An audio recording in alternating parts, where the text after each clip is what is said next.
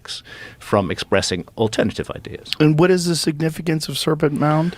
Well, Serpent, the first and foremost thing is it's an incredible, beautiful, amazing site, which everybody who can get to Ohio should go and see. It's just a most incredible place. But secondly, there are indications that it's much older than it's supposed to be, and that has particularly to do with the way that the jaws of the serpent line up to the setting sun, and because the changing positions of the sunset due to changes in the Earth's motion. So this is it here? That's it there. We're looking at that's the head of the serpent and is looking straight at the setting sun.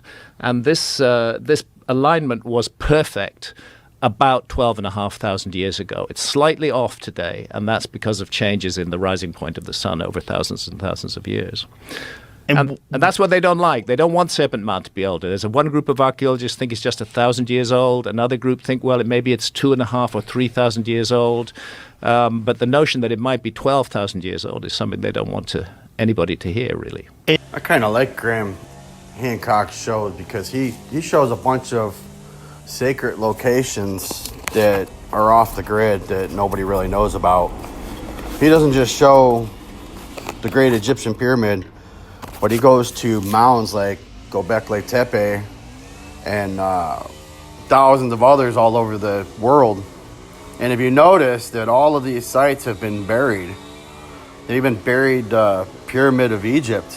What have they been excavating for years and years? That wasn't caused by sandstones. If slaves were used, the slaves were used to bury it and fill it in. The secret behind the Serpent Mound, the Great Serpent Mound, is magic, evil magic that was performed by the administration, by the authorities. Because the serpent is the family insignia, the bloodline insignia of the Rothschild family. So once it was buried, because you don't know what's under there, they say that it's a burial ground so that way nobody desecrates it by digging it up.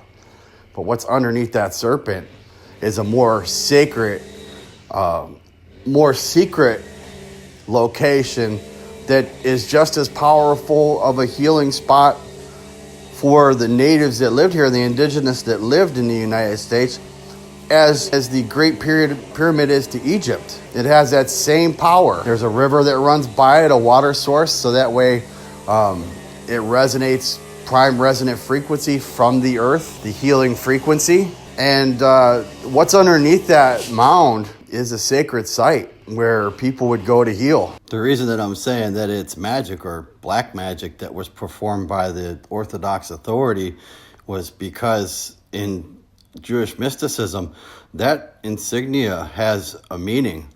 And what it's depicting is that the serpent, that the Rothschilds, their bloodline have eaten the sun. They have overcome God, that they have attained a power that's more than what God has. It was a sign of conquering for them.